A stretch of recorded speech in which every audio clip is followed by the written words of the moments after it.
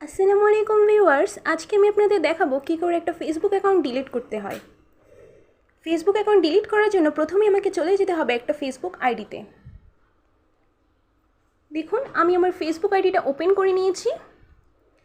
Facebook ID open করার পর আমি 3 লাইন্সের যে অপশনটা দেখতে পাচ্ছি সেটাই চলে যাব।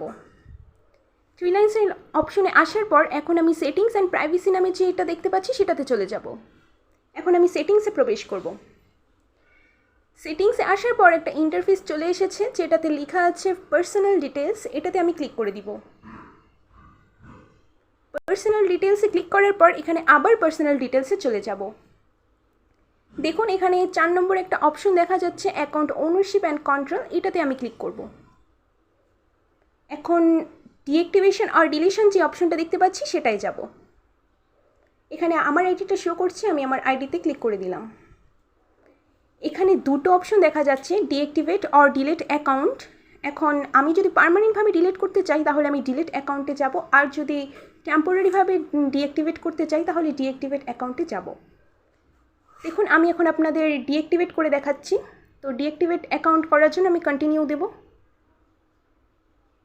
এখন আমার কাছে আমার আইডির পাসওয়ার্ডটা চাচ্ছে, আমি পাসওয়ার্ডটা দিয়ে দিলে আইডিটা ডিলিট হয়ে যাবে।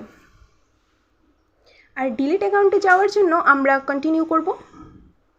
দেখুন, এখানে আমার কাছে কিছু মতামত চাইছে যে কেন আমি পার্মানেন্টভাবে ডিলিট করতে চাই।